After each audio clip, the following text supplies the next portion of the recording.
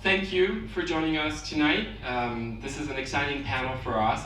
It's an exciting panel for a number of different reasons, but maybe linking it back to SC Ventures, and I'll give my 30-second pitch of SC Ventures. Most of you know us. We're the venture arm. Here it goes again. We're the venture arm of Standard Chartered Bank. You may know us for a few investments and a few ventures that we've built. And one of us is represented tonight. I can't talk about it too much, but I'll still make some, some references to it. But you could know us, for example, for Trust Bank, which is the digital bank that we have in Singapore. It's the fastest growing digital bank in the world, by the way. But also for other ventures such as Libera, which is the first tokenized fund to be rated by Moody's in the world. Originated here in Singapore. We have CardsPal, which we recently exited to U2. So you may know us for a number of different ventures. We invest in fintechs, but it's fintechs at large. And I want to link it back to the online economy, which is the reason why we're having this session tonight and why this session is very important for us. Because you could wonder why a bank is talking about social media or about creativity. Well, you'll see all the linkage that we have actually around that. Online economy touches everything. It goes from transaction, it goes from savings, it goes from supporting online economy and the transition and transformation of that online economy. And we think big banks, asset managers, specialized bank have a big role to play around that, and that's what we're going to talk about tonight. Going back to creativity, of course, online economy has had an impact on creativity. We don't think of creativity the same way, and social media has played a big role, but not just social media. I would say blockchain in general. I don't know if you know actually, but in this building we have TikTok.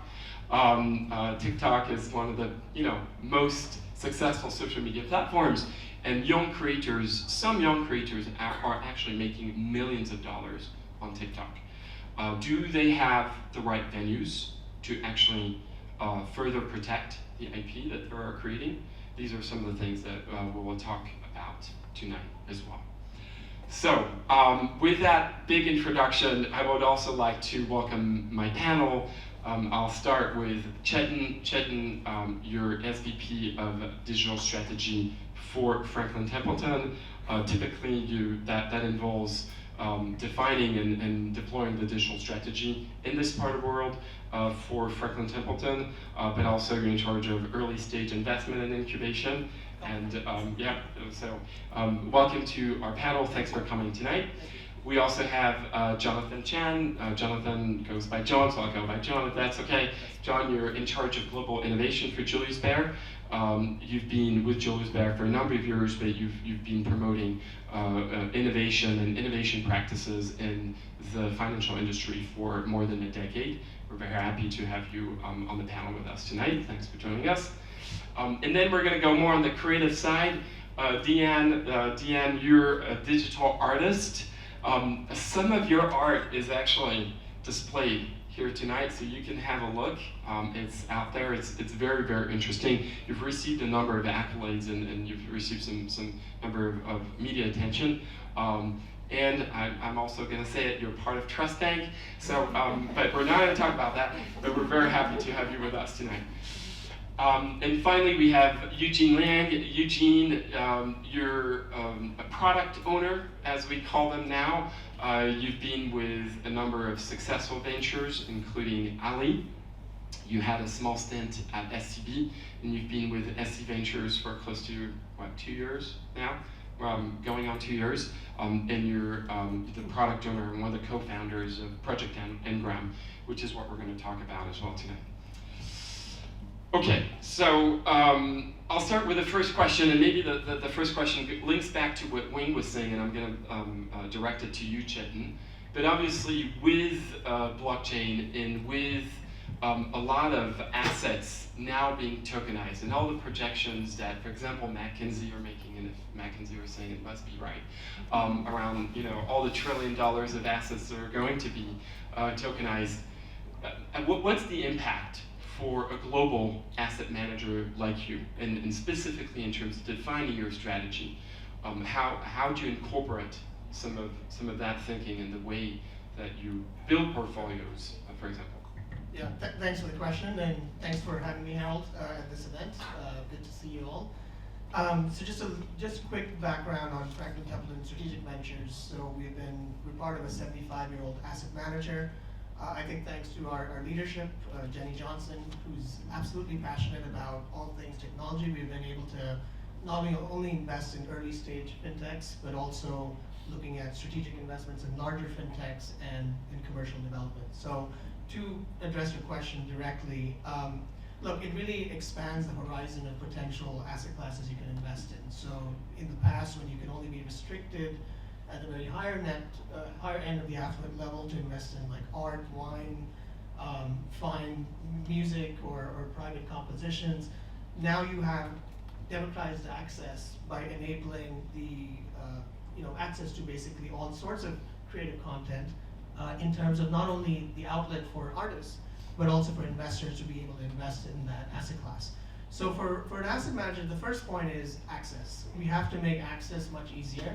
And so technologies like in Project Engram would hopefully deliver on that. And by the way, we have in the US invested in a company in the past called Lobus, which was founded by a couple of ex-Christie's employees who then went on to create, and I think, by the way, all detailed questions need to go to Azrul because he's really the guy on the ground, really getting into the details. But companies like Lobus are examples of where we've, for our private wealth unit, looked at fintechs to see if we can actually tokenize real world assets like fine art, music, wine, for instance, to be able to offer to higher net worth individuals who are really the ones, maybe not today driving the demand, but will their progeny and future generations will increasingly want more of the new content and also the traditional content that's available today.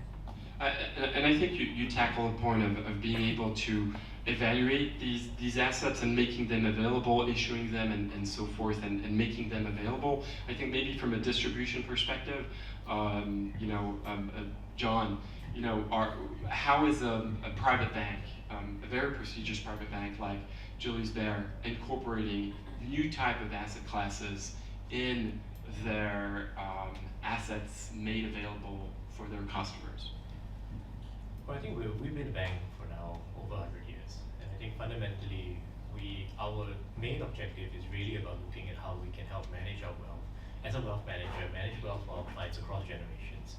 And this doesn't just mean financial, but also looking at how we can actually expand on that. And tokenization fundamentally allows us to find new ways that we can drive, these new potentially new asset classes, right? That we can look at custody, we can look at how we can actually deliver greater value for our clients, for our customers and their families, and for generations. What my team does essentially within the bank itself is we focus on looking at exploring and understanding what are the key challenges that technology will actually bring, and how we can actually harness this technology for the next generation itself. So when it comes to tokenization, for example, what we do on a day-to-day basis is really about understanding how we can actually use this technology in a more effective approach. And one example is when we talk about tokenizing artwork, right? In a more traditional sense, artwork, you look at it, you buy a piece of art, you hang it on the wall. And even from a JV standpoint, we have an art collection that that we actually have art of over 5,000 pieces that are distributed in our offices all over the world as well, right? But when we talk about tokenizing art, I think about 2 years ago now, time's been a bit blurred since 2020, but so I think about 2 years ago now, we actually went down the path of trying to educate our colleagues within the bank itself around how these new technologies will actually drive the future of these kind of asset classes itself. What we did essentially was we said we want to tokenize a piece of art, and it was interesting because we said we bought a company, bought a piece of art. From there, we then issued asset-backed tokens for our own internal colleagues, and the idea behind it was about enabling our colleagues to understand and learn how this actually has an impact and how they're actually going to govern and look at compliance, the legal, regulatory aspects around these new asset class itself. At the end of the whole exercise, we took all the money, donated it to charity, burned all the tokens. Now I have a piece of art that I have no idea, or trying to figure out who owns actually that piece of art, because we had actually burned all those tokens itself. It's a very interesting challenge that we're now also thinking about as how this actually could be the next driver for new types of alternative asset classes in the future? I think it brings some really interesting challenges from the way that you conceptualize the wealth and the asset that is being transferred and so forth. But maybe now going to what artists are thinking. I don't want to go into a philosophical debate of what is art, because I'm French and it could go extremely deep. Yeah, I guess, you know, how has digital art enabled your creation, and what has changed?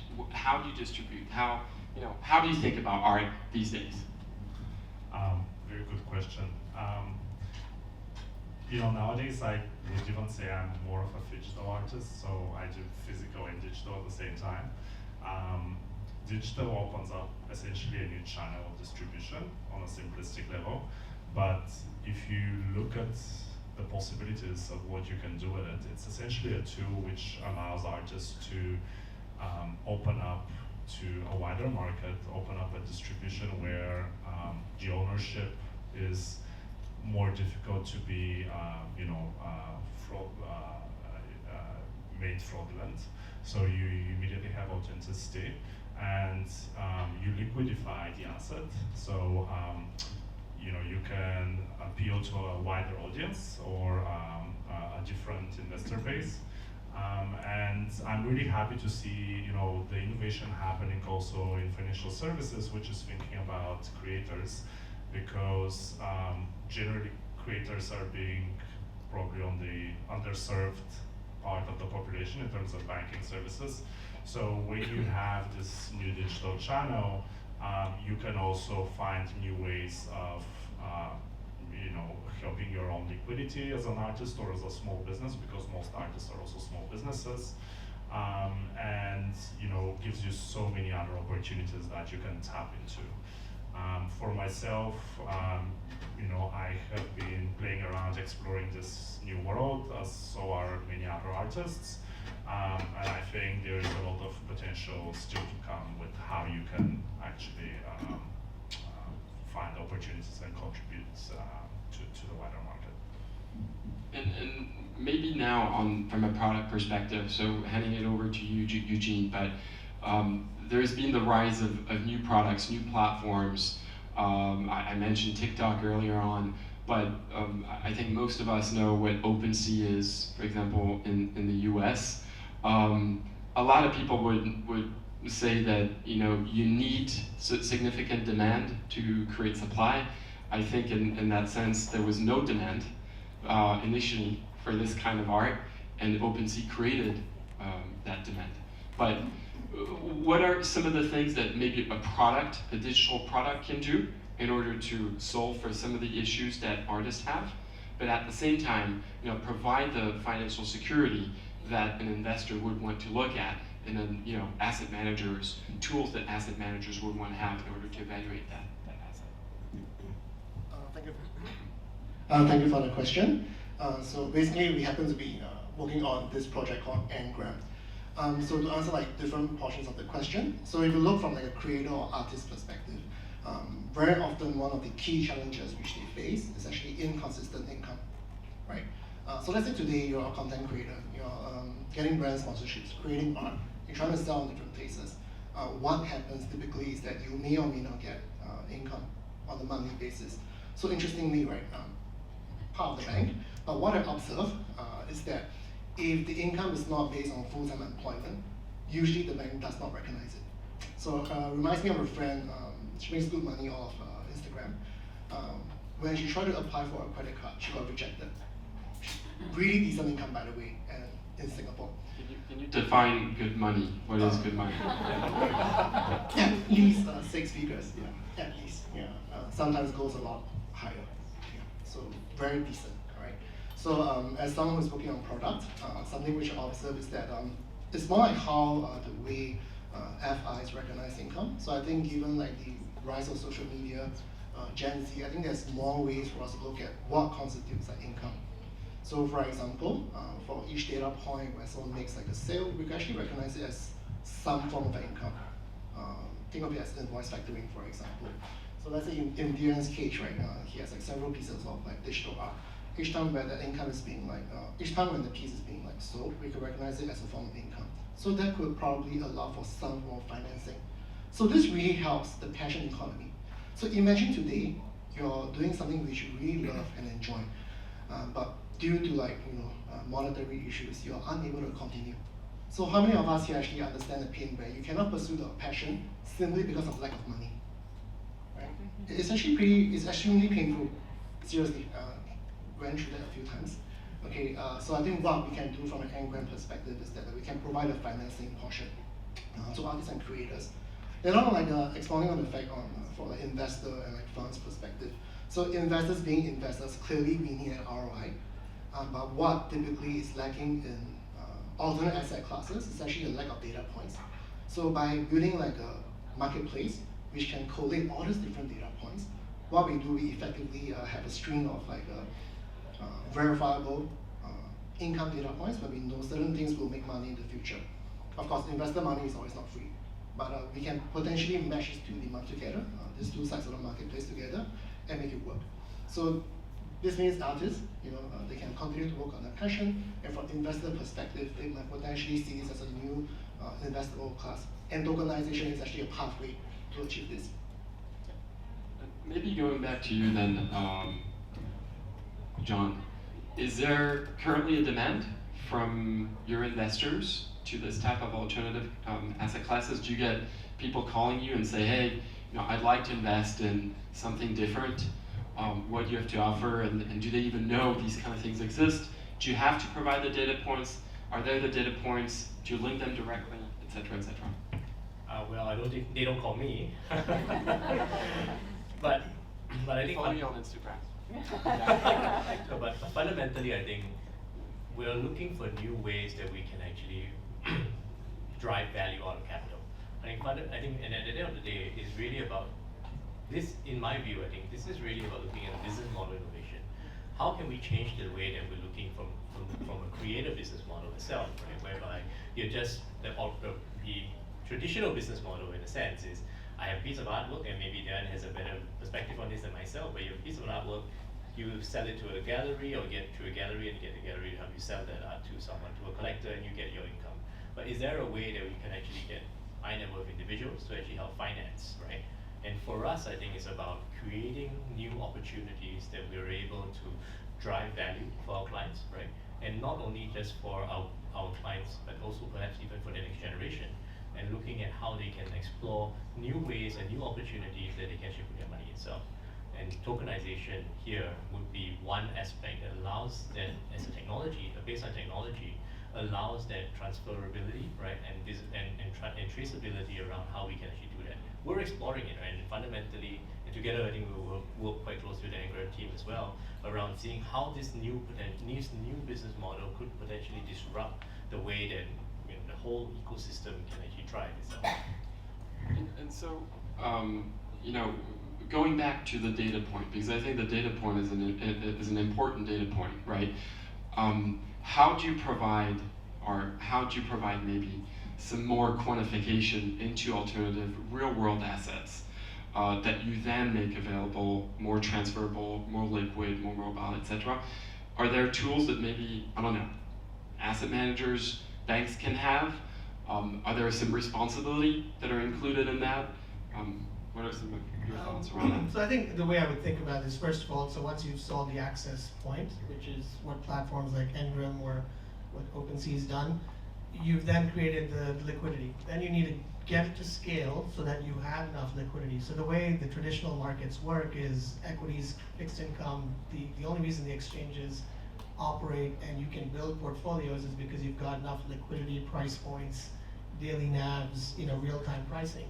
That's the next level of the equation that really needs to be built on these platforms, because if you don't have the daily stats as to how the price movements are going, what I think it's most exciting about a platform like Engram is when you think about real-world tokenization, it's not so much yes, you can certainly quantify certain asset classes, but how do you quantify someone like, if I'd met Taylor Swift 10 years ago and said, hey, can I get just a piece of your recordings, and we'll put this on a smart contract, we'll put it on Engram, I'm collecting all of her future revenue streams for eternity, right? That's the kind of concepts we have to think about creating, and the liquidity you have to create to make these platforms successful. So from an asset manager's perspective, it's about if you've got access, liquidity, price analytics, and then from there, wrap it all up and give you like for example, I've heard of these things called DAOs, which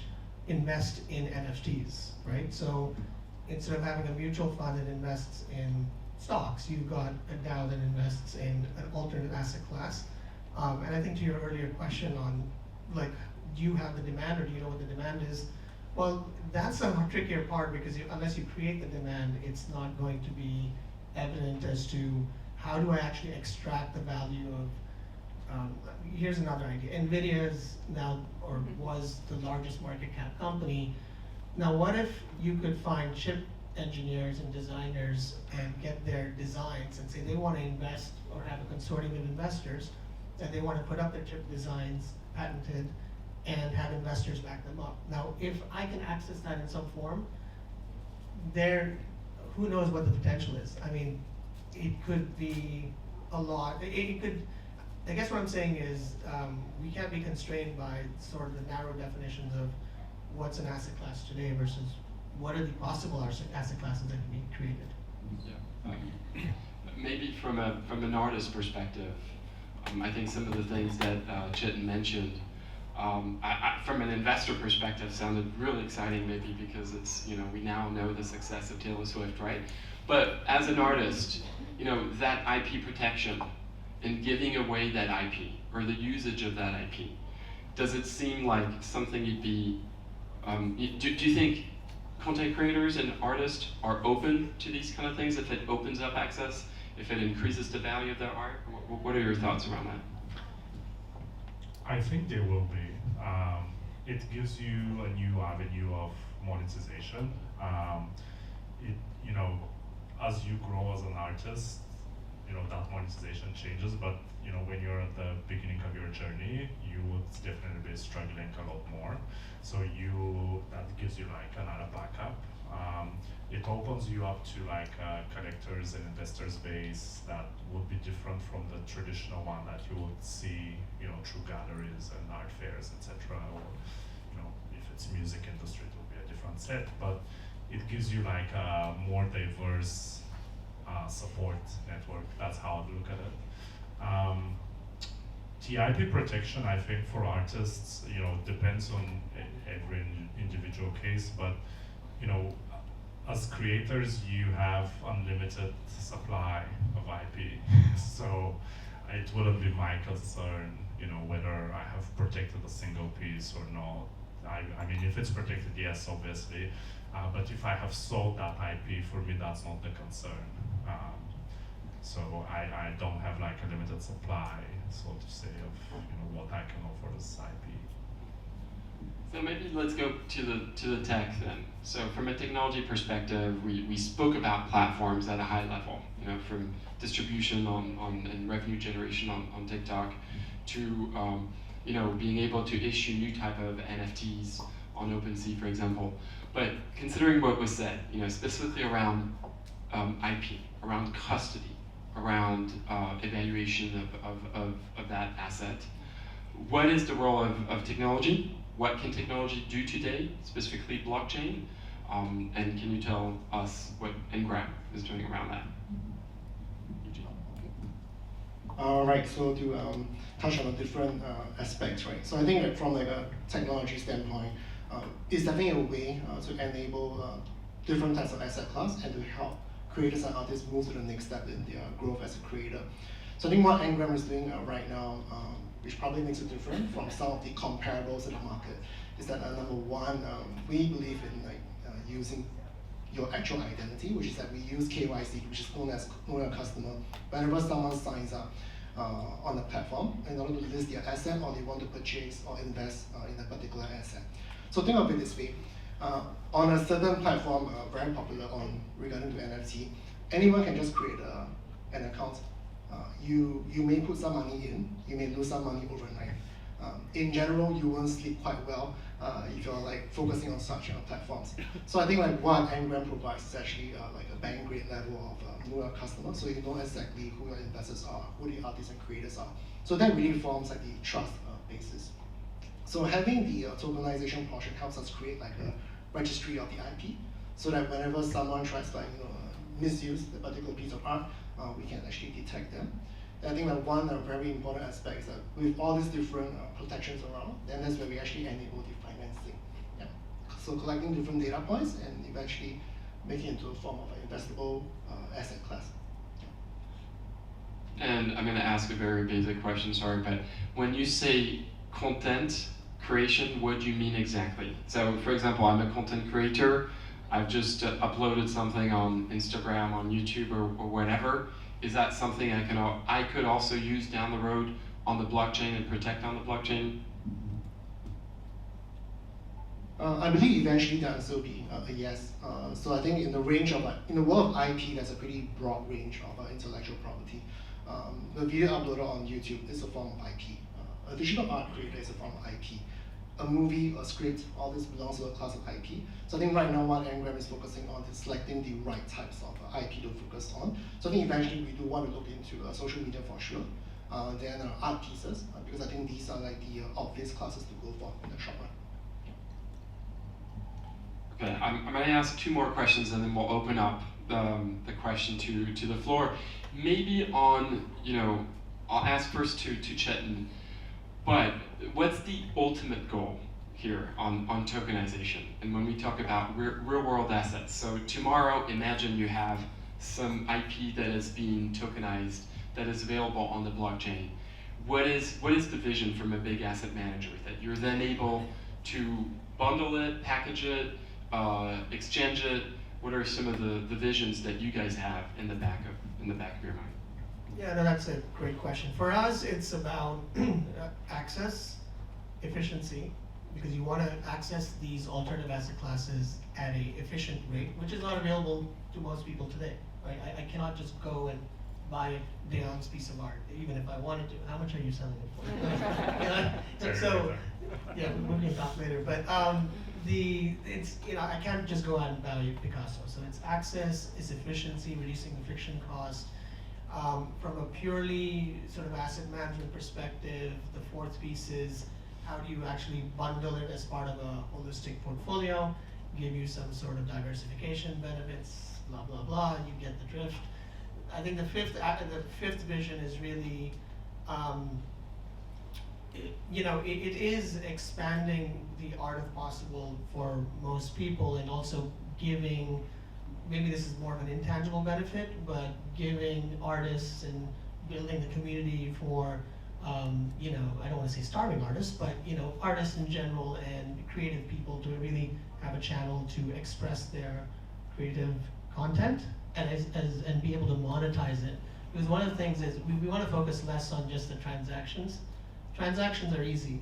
It's if I have a piece of art or a piece of music, I want to know what is the long-term value of that, just like a stock has earnings or dividends, and be able to sort of capture that, and I think blockchain or real-world tokenization enables that. Maybe from your perspective and from Julius' Baer perspective, what's the long-term plan, and how do you see all of those technology advancement having an impact on your bank? I think at the end of the day, the technology is the enabler. It's really about how do we enable our clients and our clients' next generation to be able to look at wealth across generations itself. When we talk about, and today we're actually working very closely with the DIFC in Dubai, together with Euroclear on a topic around what is the future of inheritance. And the idea behind this is what is the future of inheritance in the sense of, and this has been a sprint that's been running for the last couple of months, but it's actually moving now into more of not just the future of inheritance, but the future of wealth transfer, whereby tokenization allows different parties to be able to interact in a different way from how we used to know. And personally for me, and my focus is on technology, new business model innovation, it's about how we're able to deliver value back for our clients over the next generations itself. Not just for our clients of today, but also for our clients of tomorrow. fundamentally, it really comes back down to how we're able to deliver more value, one. The second one is really for us is, from a customization standpoint, is how do we actually look at some of these non-bankable asset classes today, right? If I buy a property, we don't put it in the bank, right? You buy a property, we take, the money goes out. So the idea behind it is how can, as a bank, we're able to deliver more value, but at the same time also to drive more custody, right, for our clients' assets itself.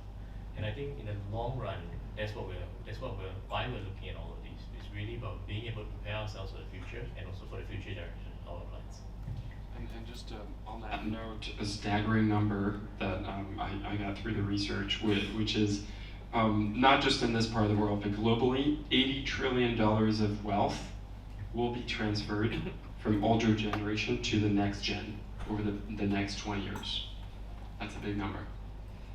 Yes, it is, and I think if we talk about one of the biggest challenges, it's really about how do you transfer that wealth. It's not just one whereby you're just saying, I'll pass one bank account to another. There's going to be so many, for different jurisdictions, there is different regulatory, there is legal, there is wills, right? There's a huge amount of administration that we believe as we go through this whole process that tokenization would enable us to make this more seamless and more straight through in the future itself. We're still in the very early stages of it. We're still trying to understand how all of this is going to be tied together, but we do believe that there is a huge future in terms of how this will enable the next generation of wealth transfer. As you said, it's a huge amount.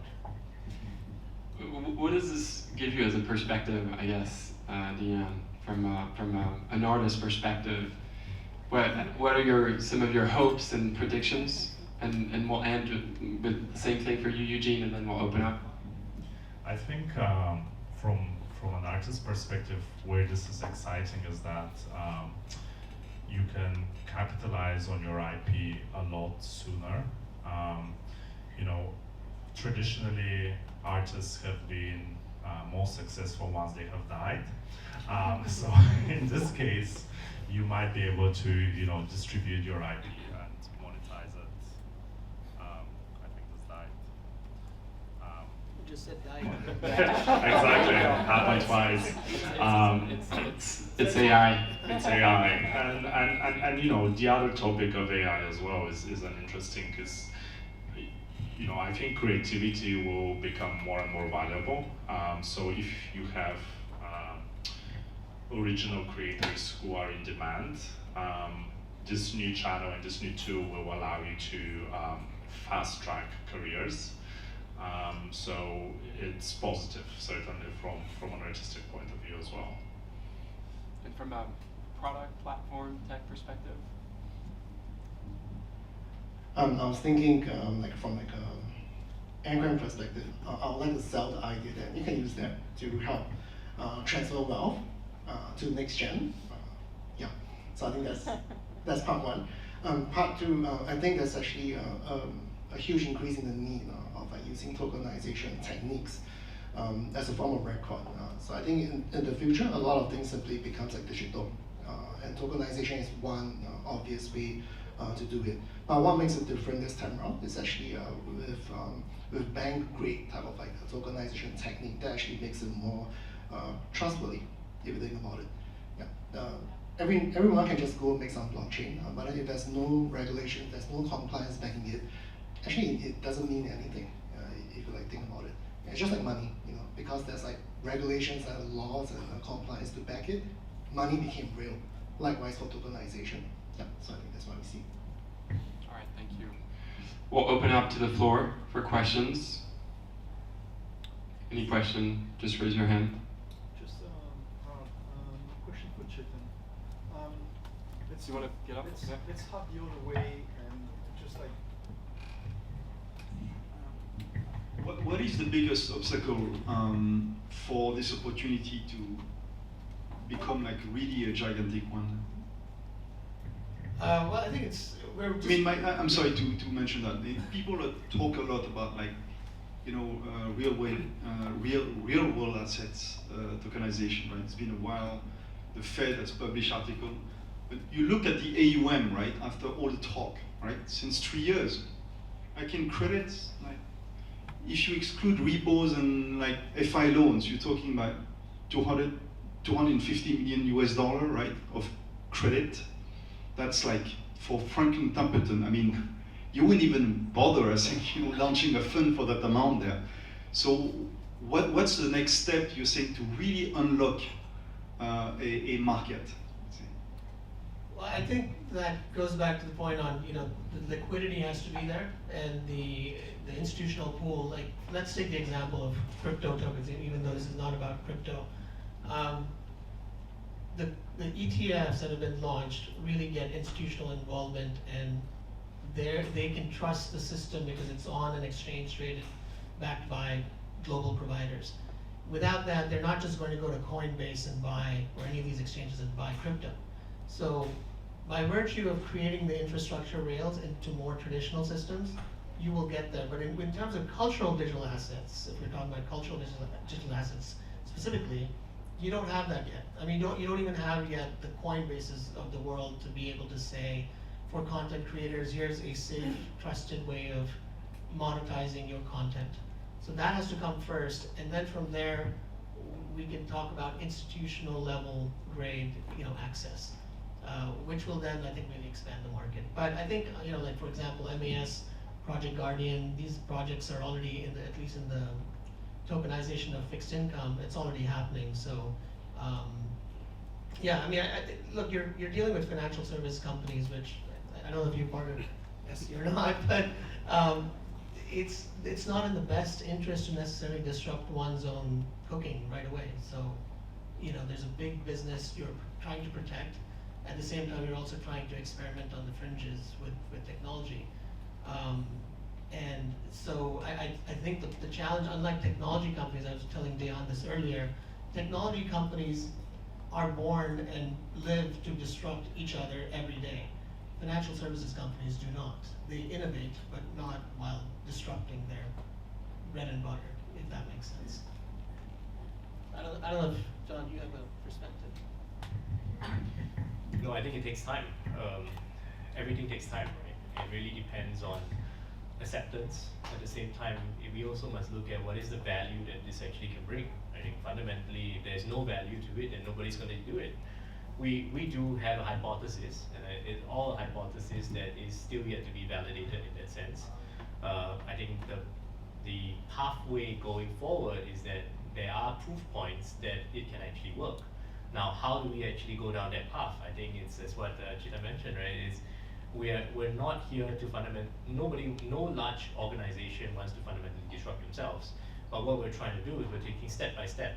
Even in our organization, we are taking steps in terms of trying to future-proof ourselves by making sure that we understand how all of this works, so that hopefully one day, if it does work and it's validated in that sense, we're able to then deliver the value back for our clients and for our investors, and also for our teams as well. And I think you mentioned Project Guardian, and I think one of the objectives of Project Guardian is actually to make sure that there are interoperable systems, right? So that banks don't build their own thing each, and then they don't work together. And I think that's one of the objectives of Project Guardian.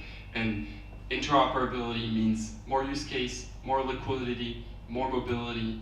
And I would just say, you're saying it hasn't worked, or it hasn't yet worked. Look at OpenSea. OpenSea works actually quite well. It doesn't work for institutional, but it works for retail. It's worked for retail, specifically because people can buy NFTs with multiple form of currencies, including fiat and crypto, as a matter of fact, right? So the moment you make it more liquid, you make it more interoperable, more mobile, and I'm being careful of, because obviously, maybe risk people in there, but the moment you open up, the moment you make it more interoperable is also the moment you get more use case and more universal use case. And I was just to add on the back of what Harold said is, the use cases is actually what creates also the market. So, there is a huge amount of education which needs to happen in the creative worlds, as well as to how you use these effectively and efficiently. But the more examples you see, the more use cases you see, the more you will start to see supply and demand on both sides as well. So I think that's probably one of the key points. I think for physical assets and real world assets, you also need to consider the bridge between the physical asset and the blockchain. So how do you validate that this Picasso is what was linked to the token? There is already startups in that are specifically focused on that kind of bridge, but again, as user cases grow and you see more of those cases coming to the market, then you have probably more of demand and supply growing. I think I'll touch on a point on the liquidity as well and the different use cases. I think in all forms of like trends or like popular trends, they start really small. It's like micro trends. One example is that in the past, when you need to get a taxi, you stand on the roadside. But nowadays, you just use your phone. Right? I mean, if you like go back 5 years ago, no one would believe that would happen. I mean, 7 years ago, but now it has happened. So I think what we're observing right now, there will be an accumulation of different use cases. The frequency of the transactions and density of users becomes like a greater and greater, and it comes to a point where it becomes like a main trend. So typically, this will like play out over like a couple of years. But I think what's happening right now is that even in this part of the world, different banks, different governments are coming together to build policies to make that happen.